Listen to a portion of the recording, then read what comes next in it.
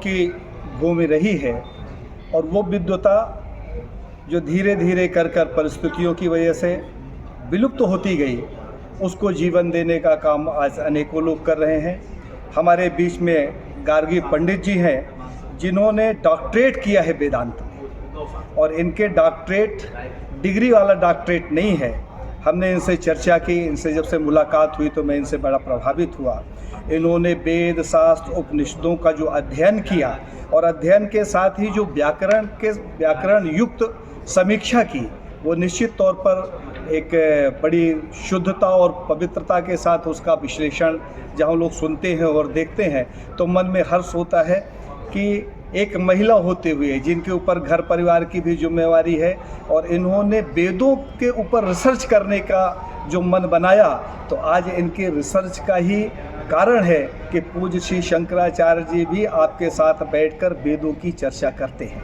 आज हमारे साथ गार्गी पंडित जी हैं जो गुजरात से हैं, और मुझे लगता है कि ये बड़े सौभाग्य का क्षण है, हम लोग प्रयाग में मिले और प्रयाग की इस पावन धरती में आज इनसे चर्चा करने का अवसर मिला। गार्गी जी का बहुत बहुत अभिवादन करता हूँ, मैं स्वागत करता हूँ। एक सबसे बड़ा विषय हमेशा चलता है गार्गी जी की हिंदू क्या और हिंदू की परिभाषा क्या। हम हमेशा देखते हैं कि जितने लोग हैं हिंदू की परिभाषा अलग अलग करते हैं। कोई कहता है हिंदू कुछ है ही नहीं, कोई कहता है सनातनी है, कोई कहता है वैदिक है। तो ये हिंदू शब्द की उत्पत्ति कहाँ से हुई, हिंदू है क्या, हिंदू कुछ है भी कि नहीं है, हम ये चाहते हैं कि इस पर आप प्रकाश करें।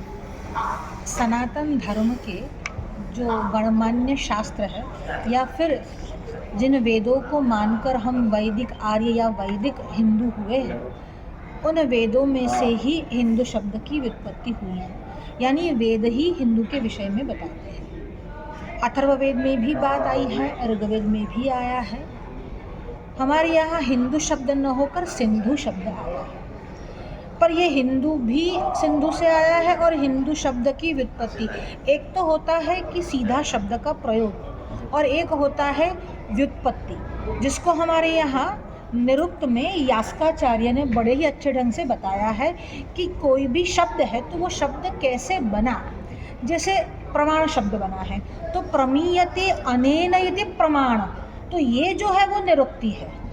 और कुछ शब्द ऐसे होते हैं जो व्याकरण से बनते हैं, तो व्याकरण से शब्द बना है। जैसे बना है शब्द योग, आजकल योग शब्द बड़ा ही प्रचलित है, तो शब्द बना है योग।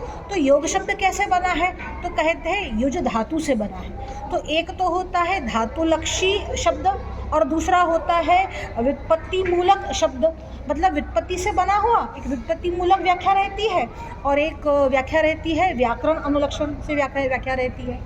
तो यहाँ पर दोनों ही उपलब्ध है। और हमारे वेदों में कहा गया है कि हिंग कृण्वन्ति दुहाविष्भ्याम, तो ये हिंग कृण्वन्ति, हिंग करती हुई, ये हिंग करती हुई क्या है। जब गाय अपने बछड़े को देखती है तो हिंकार करती हुई बछड़े के पास जाती है, और उसके थनों में अपने आप वो जो दूध है वो स्रावित होने लगता है, वो च्युत होने लगता है, चूतता है जिसको हम बोलते हैं। तो ये हिंकार करती हुई गाय जब बछड़े के पास जाती है, उसको दुहने वाला जो है, दुहाविष्भ्याम मतलब उसको दुहने वाला, अथर्ववेद का ये विधान है। तो कहा कि उस गाय को दुहने वाला जो है, उस गाय को दुहने वाली जो प्रजाति है वह प्रजाति हिंदू है। तो हिंग करती हुए से हिम लिया, और दुहने वाली से दुहा शब्द से दू लिया, तो हिंदू, इस प्रकार से यह शब्द हुआ है, हिंदू बना है। मैंने पहली बार इतना सुंदर विश्लेषण सुना।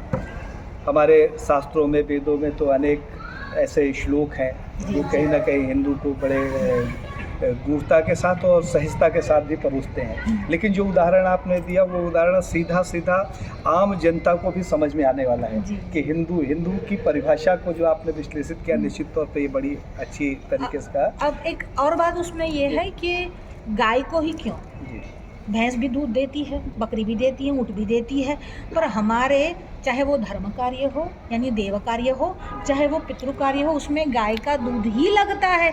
इसीलिए ये केवल और केवल हिंदू जाति के लिए है, हर उस जाति के लिए नहीं जो दूध होती है, केवल और केवल हिंदू जाति के लिए है। क्यों? क्योंकि वो गाय का दूध ही पवित्र समझती है।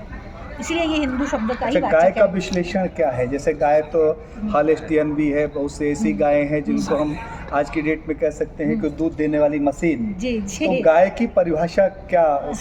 शास्त्रोक्त क्या है?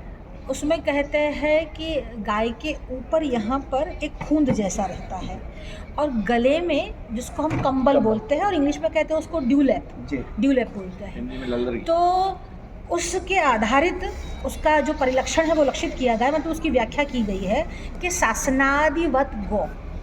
गौ क्या है? एक, अब मैं आपको दोनों उसमें बताती हूँ। एक है जो उसका धातु मूलक अर्थ बनता है, गम गच्छति से गाय बना है, चलने वाली जो है वो गौ। अब ये तो उसकी व्याख्या है, पर लक्षण क्या है उसका? तो कहते हैं शासनादिवत गौ, जिसको शासन आदि है, सिर्फ शासन है ऐसा नहीं। अगर हम ये कहेंगे कि 4 पाँव वाली, 1 पूँछ वाली, 2 सींग वाली गाय है तो भैंस भी गाय में आ जाएगी। अगर आप ये कहेंगे कि कपिला गाय है तो सफ़ेद गाय छूट जाएगी। और ये कहेंगे एक कुछ अन्य लक्षण वाली है तो वो उसमें जो है ही नहीं वो परिभाषित है कि भाई 2 पैर वाली गाय है तो उसमें अभाव हो जाएगा। तो व्याख्या में ये तीनों बातें नहीं होनी चाहिए। व्याख्या में न तो अव्याप्ति होनी चाहिए, न अतिव्याप्ति होनी चाहिए और ना ही अभाव होना चाहिए। तो इन तीनों लक्षणों से जो परिष्कृत है वह परिभाषा है। इसीलिए शासनादिवत गौ, आप चाहे 4 पाँव वाली कहो, थन वाली कहो, शींग वाली कहो, पर उसमें शासन यानी गले में कंबल होना आवश्यक है, वही वेद लक्षणा गाय है। जैसे गाय को कहा जाता है कि सनातन में, हिंदुओं में एक बड़ी परंपरा है कि प्रथम रोटी हम निकालते हैं।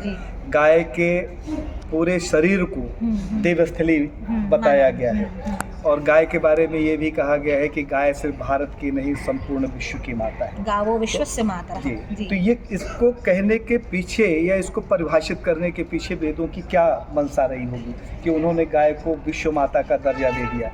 जरूरी नहीं कि जो गाय हमारे यहाँ हो वही गाय दूसरी जगह है, जरूरी नहीं कि जो लक्षण हमारी गाय में हो वो दूसरे में भी हो। तो किस गाय को इन्होंने वेद के अनुरूप संपूर्ण विश्व की माता का दर्जा दिया, उसके पीछे का कारण? जिसमें हम कहते हैं कि जब हम कहते हैं शासनादिवत गौ, और दूसरा एक परिभाषा आई है कि गो सदृश गवयः, जो गाय के समान है वो क्या है? वो गवय है। तो गाय तो उसी को बोलेंगे जिसमें गले में कंबल हो और यहाँ पर खूंद हो। ये उसका 2 प्रमुख लक्षण है, बाकी आदि आदि तो उसमें सम्मिलित है। अब उसके अलावा जिसको कहते हैं कि भाई विदेश में ऐसी गाय न हो, तो वो गाय है ही नहीं, वो गवय है। क्यों? क्योंकि शास्त्रकार वापस वही कहते हैं, गो सदृशम गवयः, जो गाय के सदृश है वो गवय है, गाय नहीं है। अब गाय को ही क्यों इतना प्राधान्य दिया गया है? एक तो वो गाय हमारे यहाँ हिंदुस्तान में पाई जाती है जो देव निर्मित देश है, हिमालय से आरंभ करके हिंदू सरोवर तक, यम देव निर्मितम देशम हिंदुस्तानम प्रचक्षते, जो देव निर्मित देश है वही हिंदुस्तान है। तो उस हिंदुस्तान में पाई जाने वाली जो ये शुभ लक्षणा है उसी को गाय कहेंगे, बाकी सबको गवय कहेंगे। तो क्या वो गाय सबकी माँ है? तो कहाँ वो सबकी माँ है। हमारे जो ज्योतिष्पुर शंकराचार्य जी है, अभिमुक्तेश्वरानंद सरस्वती जी महाराज, तो वो बहुत अच्छे से इस बात को समझाते हैं। कहते हैं कि धर्म को वृषभ का स्वरूप हमारे यहाँ माना है, और भागवत जी में इस बात की पुष्टि हुई है कि वृषभ जो है वो धर्म का स्वरूप है। और परीक्षित जब मृगया के लिए जाते हैं और वृषभ की हालत देखते हैं, उसमें वृषभ और गाय का संवाद को सुनते हैं, वो कथा बहुत प्रचलित है। तो वहाँ पर वृषभ को धर्म का स्वरूप माना गया। अब वृषभ को जन्म देने वाली कौन? तो कहते हैं गाय। तो धर्म को जन्म देने वाली होने के कारण धर्म के नाते गाय हमारी माँ, वो धर्म की माँ हो गई, इसलिए चूंकि सबकी माँ हो गई, क्योंकि हिंदू धर्म से बंधा हुआ है। जी जी। तो अगर वो धर्म की माँ है तो, और हिंदू ही क्यों, हर एक मनुष्य, जिसको हम मनुष्य कह सकते हैं, वो धर्म से ही बंधा हुआ है। मनुष्य की परिभाषा यही है। बाकी सब कुछ तो मनुष्य और पशु में कॉमन ही है। भय है, निद्रा है, मैथुन है, बाकी सब तो कॉमन ही है। क्या ऐसा विशेष है? तो क्या धर्म ही मनुष्य को मनुष्यता प्रदान करता है। उसी धर्म की वह माँ होने के नाते विश्व की माँ है। जैसे सनातन धर्म में बड़ा स्पष्ट उल्लेख है कि कृष्ण जो स्वयं परब्रह्म परमात्मा के अवतार में थे, उन्होंने गौ सेवा के लिए चरवाहे बने और नंगे पांव उनके पीछे चले। राम जी के जन्म का कारण भी बड़ा स्पष्ट है। परशुराम जी के जीवन से गाय का महात्म जुड़ा हुआ है। बौद्ध, जैन, इन सब के ग्रंथों में कहीं न कहीं गाय का बड़ा महात्मा उल्लेख है। तो एक बात बड़ा स्पष्ट होती है कि ये जो भारत भूमि का भारत है, उस भूमि में रहने वाला व्यक्ति एन केन प्रकारेण गाय से जुड़ा हुआ है और गाय के महात्म को वो पुरातन काल से, सनातन काल से मानता चला आता है, पूजता चला आता है, इसलिए भी गाय हमारे लिए महत्वपूर्ण है। और दूसरा कि जब पृथ्वी पर अत्याचार, अनाचार, दुराचार बढ़ता है तब पृथ्वी गौ का रूप लेकर नारायण की शरण में जाती है। तो उसी के कारण जिसको हम पृथ्वी देवी कहते हैं या बारंबार भारत माता की जय हो, वंदे मातरम का जो नारा लगाते हैं, उस वंदे मातरम भारत माता की छवि क्या है? तो कहते उसकी कोई छवि या कोई वर्णन हमको पुराणों में या शास्त्रों में उपलब्ध नहीं है। तो वो कौन सा वर्णन है जो भारत माता के नाम से हम पुकारते हैं या फिर जयकारा लगाते हैं? तो वो कहते हैं वे गौ माता ही है। क्यों? क्योंकि पुराणों में और आगे इतिहास में भी आया है कि गाय ही, जो पृथ्वी जो है वो गाय का ही रूप लेकर नारायण की शरण में जाती है। तो पृथ्वी माता ही गौ माता है और वही हमारी भारत माता भी है। इतना बढ़िया विश्लेषण आपने किया, मुझे लगता है कि दर्शकों को आसानी से ये बात समझ में आएगी। दूसरा मेरा प्रश्न है कि अखंड भारत की सीमा क्या थी? जैसे हमेशा नारों में कहा जाता है मेरा भारत अखंड भारत, गर्व से कहो हम भारतीय हैं। तो वो कौन सा भारत, किस अखंड भारत की बात हमेशा होती है? जो हमारा था, जहाँ हमारा आधिपत्य था, जो समृद्ध था, जिसके पीछे हम विश्व गुरु की कल्पना करते हैं, जिस भारत को हम सोने की चिड़िया कहते हैं, वो अखंड भारत की सीमा क्या थी? उसमें दो प्रकार के मत आए हैं। उसमें एक कहा गया है कि हिंदू कुश पर्वत से लेकर जहाँ तक समंदर है, हिंद महासागर जिसको हम बोलते हैं, उसको हम समंदर न कह के महासागर कहेंगे क्योंकि उसकी सीमा नहीं है। तो हिंदू कुश पर्वत से लेकर महासागर, हिंद महासागर पर्यंत आज की तारीख में आप देखो तो जो कॉन्टिनेंट यानी जिसको हम खंड बोलते हैं या फिर महाद्वीप बोलते हैं, जिसको हम एशिया बोलते हैं, एशिया कॉन्टिनेंट, तो एशिया ही वस्तुतः तो अखंड भारत की वो थी, भूमिका में था। और दूसरी बात कि जितने भी धर्म का जन्म हुआ या धर्म जहाँ पर पनपे, जिसको हम मजहब बोल सकते हैं, फ़िरके बोल सकते हैं, कल्ट बोल सकते हैं, संप्रदाय बोल सकते हैं, सीधा उसको हम धर्म न कहें क्योंकि धर्म कहेंगे तो उत्पत्ति नहीं आएगी उसमें। पर जब रिलीजन, मजहब, कल्ट और फ़िरके की बात आती है तो जितने भी ये संप्रदाय हुए उन सब के लिए एशिया भूमि में ही हुए। एक भी संप्रदाय का आप नाम बताइए जो एशिया से बाहर हुए हो। नहीं, ईसाइयों का एशिया से नहीं हुआ ना, हमारे भारत से क्या ना वही संबंध है। वही बोल रहे हैं हम कि वो भी एशिया से बाहर नहीं है। जिसको हम इजराइल बोलते हैं वो भी कहाँ एशिया से बाहर है। तो वो सारे जेरूसलेम जिसको आप बोलते हो, जेरूसलेम और अभी उसका नाम इजराइल हो गया है, तो वो सभी उनकी भी मतलब जो धर्म भूमि है वो है, जिसके कारण इतने वर्षों से युद्ध हो रहे हैं। तो उन सब का समावेश भी एशिया में हो जाता है। तो एशिया ही किसी भी रिलीजन, संप्रदाय और मजहब का जो है वह जन्म स्थान है। तो उस एशिया को ही मूलतः भारतवर्ष कहा गया है। तो जो हिंदू कुश पर्वत से आरंभ होकर यहाँ पर हिंद महासागर तक चलता है। तो ये अखंड भारत की परिभाषा आपने बहुत अच्छी भाषित की। अभी देखने को मिल रहा है कि भारत में अनेक धर्म बड़ी तेज़ी से विकसित हो रहे हैं, फल फूल रहे हैं, और जो हमारा सनातन पुरातन वैदिक धर्म है, जिसे लोग सनातन भी कहते हैं, वो धीरे धीरे खंडित होता चला जा रहा है। उस तरीके से खंडित होता जा रहा है जिस तरीके से कहीं हमारा विशाल अखंड भारत खंडित होता होता आज एक खंड बचा हुआ है। तो क्या इस गति और दुर्गति को देखते हुए ऐसा लगता है कि धर्म के साथ ये राष्ट्र बचेगा, ये दीर्घ जीवन को प्राप्त करेगा? जिस तरीके से राष्ट्र खंडित हुआ, धर्म खंडित हुआ, जिस तरीके से धर्मांतरण हो रहा है, तो इस राष्ट्र की आयु कितनी बची है आपकी नज़र में? आपके ही प्रश्न में आपका उत्तर भी है। आपने प्रश्न किया कि सनातन धर्म, जब आपने कह दिया सनातन तो अब उसको हम ये नहीं कह सकते कि उसकी आयु खत्म होगी। सना शब्द से ही जिसका अस्तित्व सदा के लिए है, शाश्वत है, वही सनातन धर्म है। अब दूसरी बात ये रही तो क्या उसका धीरे धीरे पतन हो रहा है? तो मैं उस बात से बिल्कुल ही सहमत हूँ कि पतन तो हो रहा है, पर जो क्रम है जैसे एक वृक्ष का बढ़ना, फिर आगे बढ़ना, फिर आगे बढ़ना, फिर आगे बढ़ना, एक दिन उसकी आयु खत्म होने के बाद पर वो बीज के रूप में जीवित रहता है। तो ये जो धर्म है उसका आविर्भाव है और वो तिरोहित भी होता है, पर उसका जन्म और मृत्यु नहीं है, इस नाते वो सनातन है। दूसरा कि हमारे यहाँ हम अवतारवाद में मानते हैं, हिंदू वो है जो अवतारों में माने। तो अवतार में जो कल्कि अवतार का प्रयोजन बताया गया है वो क्या प्रयोजन है? तो कल्कि अवतार तो अभी हुआ नहीं है, और कल्कि अवतार कब होगा? जब कलयुग अपनी चरम सीमा पर होगा। अब कलयुग के कितने वर्ष है? तो कहते हैं 4,32,000 वर्ष कलयुग का मापदंड है। तो इन 4,32,000 वर्ष में कितने वर्ष समाप्त हुए हैं?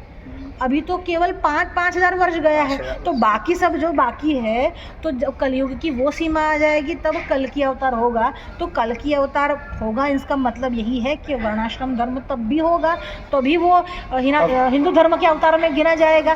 तो अगर कल्कि अवतार होने तक तो हिंदू धर्म रहने वाला है, इसलिए आप चिंता मत करो। हाँ, ये है कि बिखर रहा है, पर उसको पुनः गठन करने वाले कोई न कोई विरले आते ही रहते हैं। जो हिंदू धर्म है जो आपने परिभाषित किया, उस हिंदू धर्म का सबसे ज़्यादा नुकसान किस कारण हुआ? अपन पतन कह सकते हैं या विखंडन कह सकते हैं, किस कारण हुआ? उसका मूल कारण क्या? आजकल लोग उसका कोई अनेक कारण बता रहे हैं।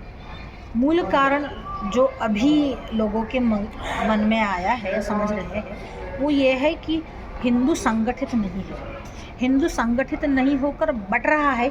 जब तक गठित नहीं हो जाता तब तक वो ऐसे ही बटता रहेगा, बटता रहा तो बिखरता रहेगा। पर बटने का कारण क्या है? वो कारण अलग अलग दिखाए जा रहे हैं। बटने का कारण वर्णाश्रम धर्म नहीं है, जिसको आज लोग कारण बता रहे हैं या मान रहे हैं। बटने का कारण वर्णाश्रम धर्म है ही नहीं। मैं तो यह कहूँगी कि वर्णाश्रम के कारण ही आज तक बचा हुआ है। वर्णाश्रम धर्म बटने का कारण नहीं है, पर लोगों ने ये मान लिया है कि हम जाति में बट गया है, हम जाति में। अब ये बांट रहा कौन है? ना ही वही प्रश्न है। जो बांट रहा है वही बिखेरना चाहता है, और उन्हीं की ये मनसा है कि हम उसको टुकड़ों में बांटकर उसको बिखेर के उसको तहस नहस करके रख दें। तो हिंदू के पतन का कारण तो यही है कि वैदिक संस्कृति की धरोहर, देखिए स्पार्टा की संस्कृति का नाश हुआ, क्यों हुआ? मेसोपोटामिया की संस्कृति का नाश हुआ, क्यों हुआ? संस्कृति का नाश तब होता है जब धर्म विहीन संस्कृति हो। ये जो हिंदू नाम की संस्थाएं चल रही है, जो भी हो चाहे नाम से, तो वो सब क्या करती है? संस्कृति की रक्षा करना चाहती है, पर धर्म को तोड़कर संस्कृति जीवित नहीं रह सकती। तो भारतीय संस्कृति जीवित है, उसका कारण यही है कि वैदिक सनातन हिंदू धर्म है, तो भारतीय संस्कृति है। तो ये सब जो संस्कृतियाँ नष्ट हुई, इसके पीछे कारण ये रहा कि उनके पीछे वहाँ कोई धर्म नहीं था। स्पार्टा में धर्म नहीं था, सिविलाइजेशन था, धर्म नहीं था। मेसोपोटामिया में सिविलाइजेशन था, धर्म नहीं था। तो धर्म को छोड़कर कोई भी संस्कृति की रक्षा नहीं हो सकती। और वह धर्म क्या है? वेदोखिलम धर्म मूलम वेद प्रणहितो धर्मम या धर्मस्तद विपर्ययः। वेद जो कहे वह धर्म, उससे विपरीत है वो अधर्म। मतलब वेद से विमुख जाना ही पतन का कारण। आपकी धार्मिक कार्यों में रुचि को देखते हुए और जिस तरीके से आपने वेदों का अध्ययन किया, तो एक बात उतना स्वाभाविक है कि आपकी प्रेरणा का आधार क्या था? कोई संत या परिवार या स्वयं से आपके मन में कोई ऐसा विचार आया कि आपने ये वेदों का अध्ययन किया? हम तो हमेशा देखते हैं आपको कि कभी भी किसी बड़े धार्मिक आयोजन में आपकी उपस्थिति होती है, और वो उपस्थिति अब ऐसी हो गई है कि अगर उस कार्यक्रम में आप न दिखे तो लोग पूछते हैं कि क्यों नहीं आई भाई, कहाँ है? तो ये ऐसी इतनी रुचि जो आपकी पैदा हुई, उसका मूल कारण क्या है? उसका प्रेरणा का आधार क्या है? एक बात को मैं उसको थोड़ा अलग तरीके से कहूँगी आपको। मैंने वेदों का अध्ययन कहना यह भी थोड़ा परंपरा से विरुद्ध हो जाएगा, क्योंकि स्त्रियों को वेदों का अधिकार नहीं है। तो मैंने वेदों का अध्ययन नहीं किया है। वैदिक जो साहित्य है या वेदादि शतशास्त्र है, उसमें जो शतशास्त्र है उसको हमने अध्ययन किया है। वेदों का सीधे संहिता रूपक अध्ययन करना, वो भी वेद ही मना कर रहे हैं स्त्रियों के लिए, तो वो नहीं करना है। हाँ, हमने वेदांत तो पढ़े हैं, और हमारी प्रेरणा का कारण केवल और केवल हमारे पिताजी रहे। हमारे पिताजी बहुत बड़े संस्कृत के पंडित थे। पंडित ही नहीं थे, बड़ा तपस्वी उनका व्यक्तित्व था। मैं ये कहूँगी कि मेरे पिताजी है, शायद इसीलिए वो भावना रही होगी उनके लिए कि मैं उनके जैसा व्यक्तित्व इस धरातल पर मैंने नहीं देखा मेरी लाइफ में, मैंने जीवन में। बहुत बढ़िया। तो मैं कहीं भी जब जाती हूँ तब उनके साथ वो अपने आप वो कनेक्शन कर लेती हूँ, कंपेयर कर लेती हूँ कि अगर इस सिचुएशन में पिताजी होते तो ये करते, ये कहते, ये कहते। और पिताजी के मतलब जो हमारे दादाजी थे वो दंडी सन्यासी थे। अच्छा। हाँ, और हमारी परंपरा रही है, हम बरसों से मतलब वो सन्यासी दादा के समय से हम लोग, उनके पहले भी रहा होगा पता नहीं है, तो उनके समय से हम लोग भगवान आद्य शंकराचार्य की परंपरा में मानने वाले लोग हैं। तो हमारे पिताजी भी भगवान आद्य शंकराचार्य के परम भक्त थे। मैंने उनके जैसा आद्य शंकराचार्य का भक्त भी नहीं देखा कि कभी भी कोई भी शब्द वो शुरू करे तो पहले भगवान आद्य शंकराचार्य, भगवान आद्य शंकराचार्य, इसी से उनका आरंभ होता था। तो उनका नाम है चंद्रशेखर पंडित जी महाराज। तो ये उनकी मतलब उनसे मुझ में आया थोड़ा बहुत, जैसे कहते हैं ना कि वो महासागर है तो मेरे में कहीं वो बिंदु आ गया। और उनकी जो परंपरा है वो कुल परंपरा ही। तो हमारे दादाजी भी विद्वान थे, डॉक्टर थे। हमारे जो परदादा थे वो राजवैद्य थे, और उनके जो पिताजी थे वो दंडी सन्यासी। उन्होंने 60 वर्ष की उम्र में दंड सन्यास लिया था, और उन्होंने 108 वर्ष तक पूर्णायु भुगतने के बाद समाधि ली थी। तो हम दंडी सन्यासियों की कुल में आए हैं। तो जिस परिवार का चरित्र दंडी सन्यासी विद्वान रहा हो, उस परंपरा में आपका जन्म हुआ और उस परंपरा को आपने नवजीवन दिया, ये कहते हुए कि डायरेक्ट वेद पढ़ने का अधिकार महिलाओं को नहीं है, लेकिन इनडायरेक्ट आपने वेदों को व्याकरण युक्त जो उसका अध्ययन किया। हाँ। तो निश्चित तौर पर आपकी इस बात में आपकी बुद्धिमत्ता भी परिलक्षित होती है। एक छोटा सा और अंतिम प्रश्न ये है कि आज समाज भटक रहा है जी। धर्म की परिभाषा ही लोग नहीं समझ रहे हैं, परिवार की परिभाषा नहीं समझ रहे हैं, समाज की परिभाषा से लोग अलग हो गए हैं। पहले पूरा गांव, मोहल्ला या शहर भी कहें तो अतिशयोक्ति नहीं होगी कि एक परिवार के रूप में संगठित होता था। जी। आज लोग एक घर में अलग अलग कमरों में अलग अलग जिंदगी जी रहे हैं। तो धर्मयुक्त कोई ऐसा संदेश इस राष्ट्र को जो उन्हें लगे कि हम गलत हैं और हमें सही रास्ते पे आना चाहिए, क्योंकि आपके साथ एक परिवार की जो परंपरा जुड़ी है और उसी परंपरा का परिणाम ये है कि आपकी जो विद्वता है वो कहीं ना कहीं भारत में जहाँ भी जाती है आपको विशेषता प्रदान करता है। तो ऐसा संदेश कि लोगों के मन में ये भाव पैदा हो कि वो भटक रहे हैं और ये सही रास्ता है, मैं चाहूँगा एक ऐसा संदेश आपकी तरफ से जारी। देखिए, हमारे यहाँ शास्त्रकारों ने कहा है कि वसुधैव कुटुंबकम, ये भावना सिखाने वाले भी शास्त्र हैं। और जब हम राम जी को अपना आदर्श मानते हैं तब राम जी के विषय में ये कहा जाता है कि रघुकुल रीति सदा चली आई, प्राण जाए पर बचन न जाए। तो राम जी किस नाम से जाने जाते हैं? रघुवंशी है, मतलब रघु के वंशज है। तो यही है जो हमारे आदर्श है। और जैसे भगवान श्री कृष्ण के विषय में रहते यदुवंशी है, तो हमारे जो आदर्श है भगवान राम और श्री कृष्ण और हमारे जो अवतार भी है, तो वो भी किससे जाने जाते हैं? कुल परंपरा से। तो कुल परंपरा से अगर आपको राम जी जैसी प्रसिद्धि चाहिए तो कुल परंपरा का होना आवश्यक है, परिवारों में रहना आवश्यक है। और यही बात है, आप चाहे कुछ भी ले लो तो यही हम पूछते हैं ना, वे किस परिवार से हो, किस कुल से हो।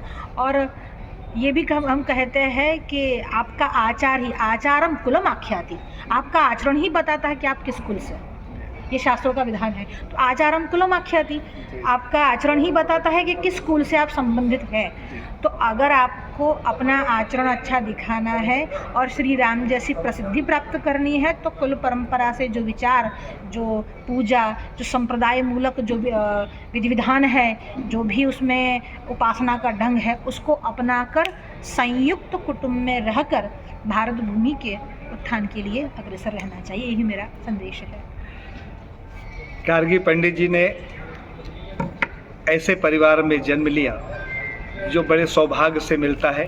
हम तो ये माने कि इतनी बड़ी परंपरा परिवार में, दंडी सन्यासी जिस घर में रहे हो, जिस परिवार में रहे हो, जहाँ वेदों का उच्चारण होता रहा हो, और वेदों का उच्चारण ऐसा कि वेद का उच्चारण करने वाला जो गार्जियन हो उसने अपने आध्यात्मिक ज्ञान से पूर्ण आयु भी प्राप्त की हो।